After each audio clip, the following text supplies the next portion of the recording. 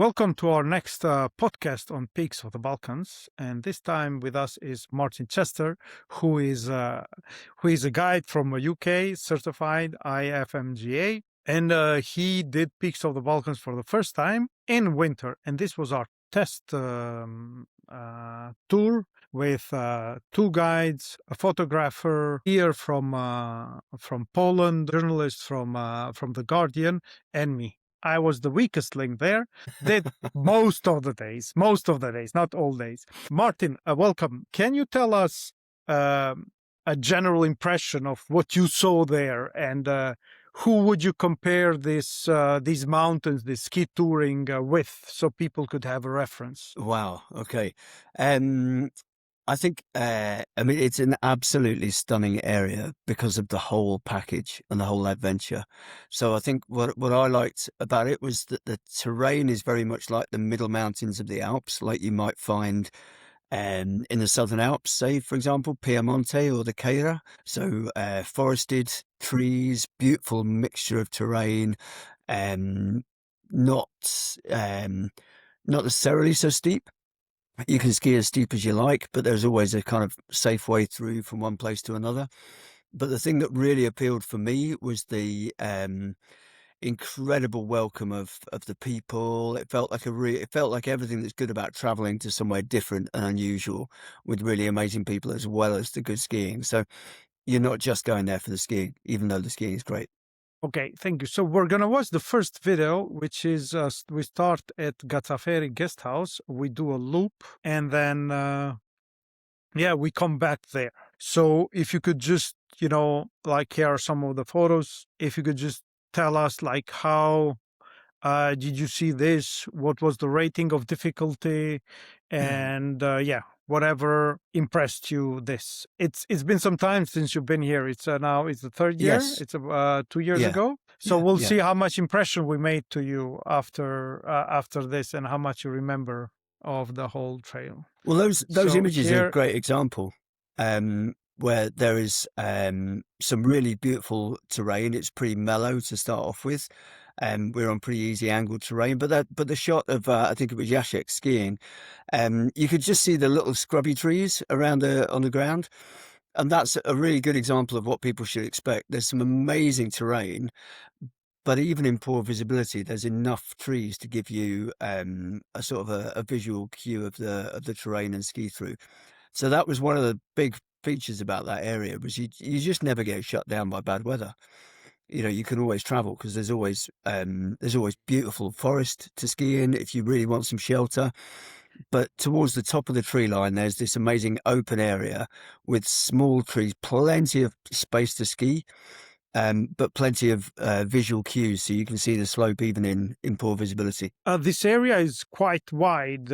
How many days you would say, if you would stay in this place, not go from hut to hut, how many days you would say this would offer to a average ski tourer? And I'm not talking about In professionals. Gazzaferi guest house, Yeah. I would quite happily go there for 3 or 4 days, no problem. Yeah. And I still don't think you would run out of itineraries. You can come out of the door and go in different directions.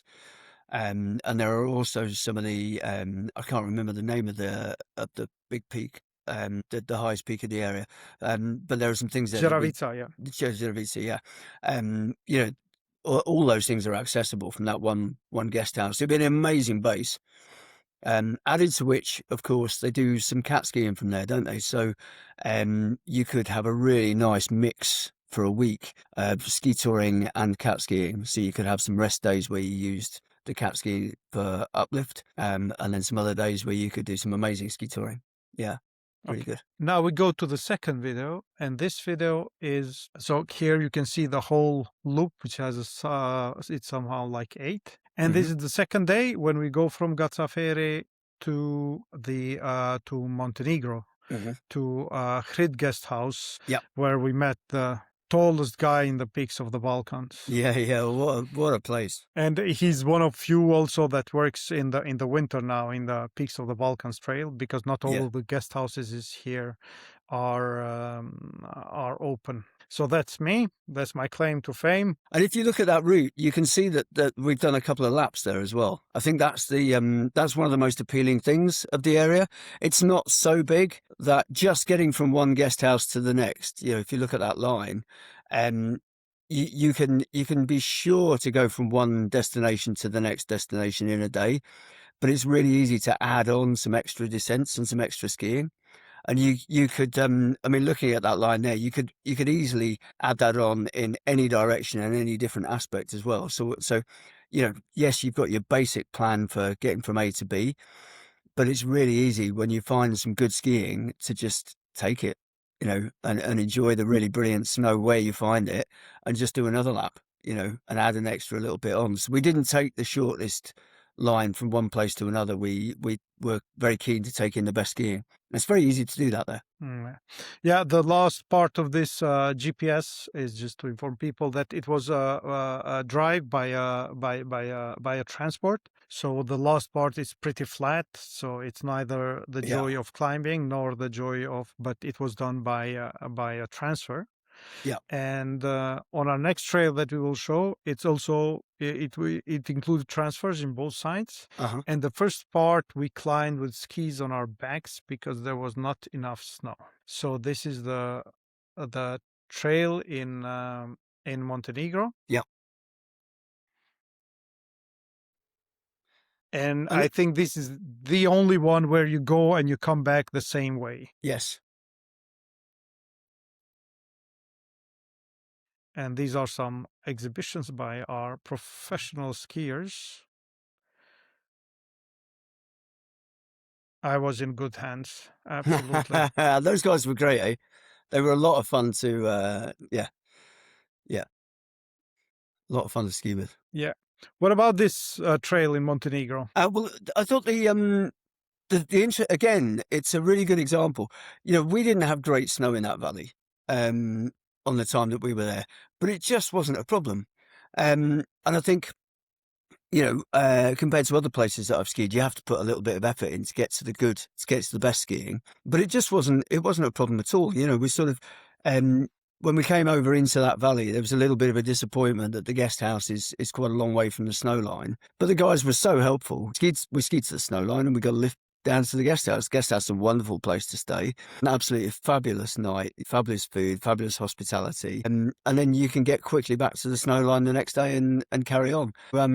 Even in seasons where the snow isn't 100% reliable and doesn't get all the way to the valley floor, it just didn't strike me as a problem. You don't get shut down. You can, yeah.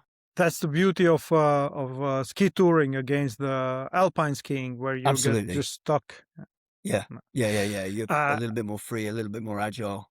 On this day, I did not come to the peak. I was waiting for you Okay. further down. And you went, I saw you came out of the fog. When you were on top of the peak, were you above the fog or inside the we got a little clouds? bit of an inversion there. Yeah. So that was absolutely stunning. Yeah. And again, it's with the amount of visual cues and information on the ground, the sort of the slight vegetation and the rocks around, just wasn't a problem skiing in flat light or poor visibility. This is further south from the Alps, like Switzerland or Austria. So the trees grow in a higher altitude than in Switzerland, and then you have all these bushes and the mountains. And second thing, there are not many people living here, so there are not a lot of pastures. So when there are pastures, the animals will kill the trees, and in this place they will just let to. So we did the Gazzaferi loop. We did from Gazzaferi to Montenegro at Hrid. We did the climbing of Montenegro. Now I will show the video where you moved from Montenegro to Albania in the village of Dobordol. And when we saw Dobordol from Gazzafere, you used an expression, excuse me my French, fucked by snow, this area. But I'm interested after you see this, and then just tell me the impression about how Dobordol looked like and how this trail looked like. Yeah. So here also part of the road to get to the place where you start skiing, you needed a transfer. Yeah, yeah. Quick transfer, and then actually we were skidding up in pretty poor visibility that morning. Um, so the initially going up through the trees, there was some pretty poor weather. We had to navigate a little bit. But you can see from our route, this is another great example. It would have been really easy to have straightened that ascent line out and just gone over the coal and just skied down to Dublin, but we were able to just carry on up and take in that peak as well. So again, we got another absolutely tremendous and quite steep ski down into the valley before putting the skins back on again to come over the coal. And yeah, I think when I was talking about the valley being fucked a little bit, it was the snow was really variable, so that you can see that we made a very long traverse line to get into the village of Dobrodoy, because that hillside there was almost stripped of snow. But again, classic tactics. You know, when the snow is really lean, then if you can find a vehicle track, it's all you need to be able to get through a really poor area, because you know there's going to be nothing nasty underfoot. You can ski down the vehicle track, okay. You know, there aren't going to be any kind of sharks waiting for you, any rocks under the snow. So we were able to do exactly that. We were able to ski along that big traverse to get into the valley and still complete our journey. And I'm sure we'll talk about it in a minute. But the following day on the other side of the valley, the snow was amazing. Some of the best I've ever skied. And that's Mm. honestly, you know, in the modern era of climate change, that is both the challenge of ski touring. The snow isn't going to be great everywhere, and this was a really nice example of, even where the snow wasn't brilliant, we could still make progress and still get through. So we skinned up. We skinned up from the Montenegro side. We had an absolutely brilliant ski on the snow that we found that was good on that side. We made our best way through and our safest way through to Dododoy, and it didn't stop us getting to our accommodation. And then the following day, we went in search of the good snow again. I think that's Mm. everything that's good about a ski touring adventure. What about Dobrdol as a base for a few days? Wow, what a place! It feels really remote. It feels really wild, Mm. and you know, quite an enchanting place to stay. I mean, the guys looked after us so well, but it's like being in a deserted village, and we got to experience something very different. In the previous two guest houses, the teams live there, cook there. You know, it's like being welcomed into their home with everything that's good about incredible home cooking and comforts. And then Dorodoy felt like being right in the mountains, somewhere a little bit more wild. The guys from your team were catering for us and looking after us, did an incredible job of making us comfortable in such a wild place. And it had all sorts of charm of its own. I just remember you know, the lads going out and picking some of the sort of the local sort of dried plants that they made a local tea out of. Absolutely delicious, you know, and something completely unusual. So you get, again, in terms of the whole experience, that was what I loved about it. It was a really rich and varied experience from place to place. Let's now look at the animation of the last uh, day, which offered the best snow you ever saw, which is, yeah, quite flattering to me. It was incredible. Yeah, yeah, yeah. Really. So tell me more about this. I see there was a walk in a long mountain crest that should Yeah, have given and amazing views. absolutely. Yeah. I mean, there were some really good photos that the guys took of that day. But the day from Dobrodoy, we actually went out and skied one of the biggest peaks on the other side, and just had incredible snow on that face, and did some sort of second laps of that. I think the Tom has really amazing video of me and him skiing down together that was shot by one of our talented photographers on the side. Um, so yeah, you know, absolutely stunning snow, really great journey, really great to get up to a beautiful peak. What I thought was interesting there was, of course, we went past on that day, we went past one of the snowcats that was actually stuck in the snow, and they were talking about developing cat skiing in that valley, which I actually think would be a real mistake. I think it's beautiful that it was wild and pristine, and actually for cat skiing it's not ideal because it's kind of quite mellow terrain, and then you get into these steep faces. So the snowcat wouldn't. You nailed it there when you said we went along a long crest. The snowcat wouldn't be able to get there, so they wouldn't be able to access the best of the skiing. There are very many places where the snowcats are excellent, you know, and they really belong, and they really do a good job of getting guests to the top of the good stuff. But in that valley, I thought the answer was being free and being on skins and being able to explore. Well, actually, there is a cat ski operation happening there, but Hmm. there is some development which happens, and then you cannot influence everything. Ah, sure. But I think still it will be as very good for the for skiing, because you will get to the top where people in cat You can ski get will to not be places where able. the cat skis can't. Yeah, Yeah, or people from the cat ski will have to combine it absolutely. with a bit of touring, but it's still remote. It's still maximum 20 people in the whole mountain, so Yeah, it's not yeah, that there's like a queue on something, and yeah, yeah. yeah. What I've noticed that you have a quite detailed knowledge of the trip, though some time has passed. Is it your memory, or is it the trip was very But very both, I good? think. I think, yeah. You know, I can recall most of the amazing trips that I've been on, but that's the important bit. It needs to be a memorable trip.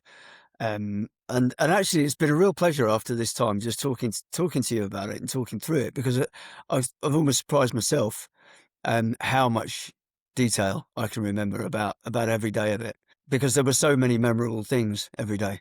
It's a really Well, stunning place. I'm going in the beginning of March, so if you have some time, Oh, I wish I'd love to come back. I I cannot pay your fees, but I can cover all of your expenses, and you give me some ski lessons. You know, I would come back in a heartbeat. Yeah, I thought it was absolutely fabulous. One question about the snow, because some of the guides tell me that the snow in this more southern part of skiing terrains in Europe, so in Balkans, the quality of the snow is different from the quality of snow from the snow in the Alps. So it's not about quality, maybe it's the wrong word, but the kind of the snow, it's somehow different. And especially when they were speaking of spring snow, do you have something that you could add to that, maybe? Yeah, well, I think you're right. The reason the tree line goes so high is because it's a little bit further south, therefore it's a little bit warmer,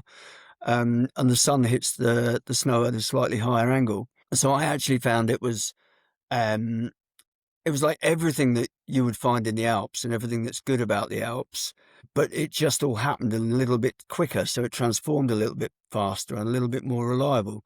So the high north shady slopes remained good because the air temperature is cold, but because of that higher sun and that higher sun angle, it meant that slopes, sort of east to south facing slopes, would spring up really quickly. So I was really pleasantly surprised how fast a fresh snowfall would transform into spring snow. Um, so that was really good. It was actually, as a guide, it was really easy to read and really easy to work out where the good snow would be and how the snow would transform through the day. I thought it was one of the most honest places I've skied like that. Would you recommend this for ski touring without a guide, for people who are like in a good level to go there without a guide? Yeah, yeah, I would actually. I think one of the reasons for that is that it's not, you're not necessarily dealing with really complex terrain. So you can ski within your comfort zone. If you could travel from one hut to another and have an absolutely amazing journey and explore a wonderful part of the world that you'd never been to, actually without ever skiing on or in avalanche terrain. So there are safe routes from one place to the next. And then if you're skilled and competent and you've got your own experience, you don't necessarily need a guide to do this, but you can take in, as we did, you can take in extra laps on things that are as steep as you'd like to ski. So it's really easy to work your way around that and do that with confidence. Added to which, of course, that it's non-glaciated, so you're not dealing with any of the complexities of glacier travel and crevasse rescue, which also means that you can travel with lighter bags. You know, you don't need to carry all that equipment. Like maybe the last question for our podcast. Ski touring is growing. How do you see this? Will this ever be pushing alpine skiing to smaller numbers and increasing ski touring, or it's just totally two different groups of people and they will not influence each other? I think I don't see there being any negative influence. So I think for people to be able to ski tour effectively, they need to learn to ski first. So there will always be a place in alpine skiing. I think that alpine skiing, is going to remain something that I don't know anybody that ski tours that doesn't do some alpine skiing and doesn't use the lifts occasionally. It's almost like the ski touring is an addition to the alpine skiing and not a threat. It doesn't displace it or reduce it in any way. And what about the cat ski? Because there's a big discussion about whether it's environmentally harming or not and how much harming it is. My idea is that, yes, per person, it does more harm than alpine skiing. But if you have a cat ski operation in a mountain, it will be much more damaging than if you have an alpine skiing, a lift in the region. So for me, it works Yeah. both ways. So you have to find a balance. What is your take on this? I'm absolutely with you. I think the important thing is a balance, and I think these things will settle down. I think we've seen one thing that struck me about the Balkans is that the cat skiing is a relatively new thing, so it seemed to be booming, and people were trying to set up cat skiing operations everywhere. I think with time we will pass the crest of that curve, and the successful cat skiing operations will survive, and the ones that weren't ideal probably won't flourish. So I don't think long term you will end up with cat skiing everywhere. I think, I've always feel these days like I'm on a sticky wicket when we talk about environmental impact, because nothing that we do is every option to go skiing involves or includes some sort of additional environmental impact, whether it's just the travel, your flight to Mm. get there. So I think everybody just has to look in the mirror and make their own decision about what they deem acceptable. But understanding where it fits in the bigger picture. It seems crazy to me that we worry about a little bit of CO2 in some remote valley in the Balkans, but we don't worry about having our food flown all the way from the southern hemisphere. If we're going to sit at home and eat avocados from Venezuela and steak and lamb from New Zealand and, Argentinian Malbec that's been flown on a long haul flight, then we're kidding ourselves if we think a short haul flight to the Balkans is going to make much of a difference. Yeah, right. Yeah, that's yeah. And I just had an avocado, so now I'm feeling guilty a bit. Do you have something else to say about the trip or the Balkans, or do you have something to ask me maybe so we could add it to the Yeah, well, I to think the I think it whole? would be really good. Obviously, I'm looking for opportunities to come back as well, and I think that's one of the things that really appeals to me. Is as we move into this world of climate change, and the snow quality, I think, has become more unreliable everywhere. And I would say in planning my guided trips, I no longer think about going places purely based on snow quality. So I'm looking for places like this that have the whole adventure package. So just the traveling to an amazing culture, to meet some amazing people, to go somewhere different is an increasing percentage of what's important about a trip. Then you add in the guest houses and the amazing hospitality and the food and the privilege of being able to get a window on other people's lives and the way that they live differently. That's another increasing percentage of the trip. And when you can combine all of those things with some great skiing, that's what makes this such a good area, I think. Even if the skiing was, even if you were really unlucky and you came at the wrong time of year or came in a poor season, you would still have an amazing adventure because you'd still experience all of those other things. And I think now, in a world of climate change, it's nice to be able to design packages that are going to be a success for many different reasons, and they don't just rely on snow quality. Well, Martin, it was amazing having you here. Uh, yeah, It's been really good to chat to you. Yeah. Yeah. I look yeah. forward to coming back. Okay. Yeah. Bye.